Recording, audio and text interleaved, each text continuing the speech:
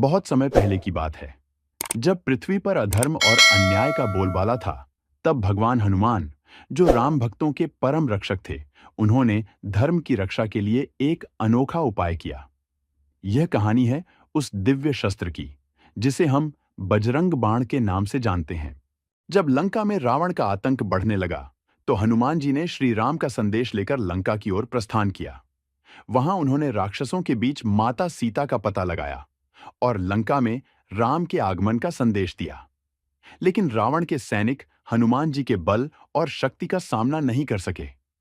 हनुमान जी ने अकेले ही लंका के कई हिस्सों को जला दिया और रावण के अहंकार को ध्वस्त कर दिया। लंका में लौटने के बाद हनुमान जी ने श्री राम के पास वापस जाकर लंका में देखी हुई घटनाओं का वर्णन किया। राम ने उन्हें अपने विश्वास और साहस के लिए आशीर्वाद दिया, लेकिन रावण की शक्तियां अब भी काफी बड़ी थीं। रावण ने अपने काले जादू का सहारा लेकर हनुमान जी के लिए नई चुनौतियां खड़ी कर दीं। यहीं पर हनुमान जी को एक दिव्य बाण की आवश्यकता महसूस हुई, जो न केवल राक्षसों को हराए, बल्कि उनके काले जादू को भी समाप्त कर दे।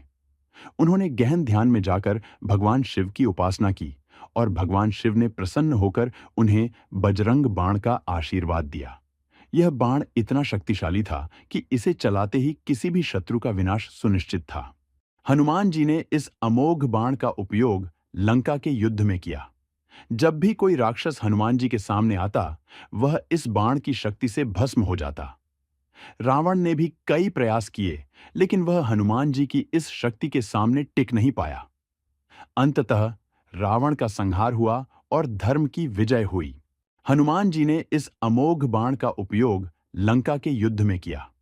जब भी कोई राक्षस हनुमान जी के सामने आता, वह इस बाण की शक्ति से भस्म हो जाता। रावण ने भी कई प्रयास किए, लेकिन वह हनुमान जी की इस शक्ति के सामने टिक नहीं पाया।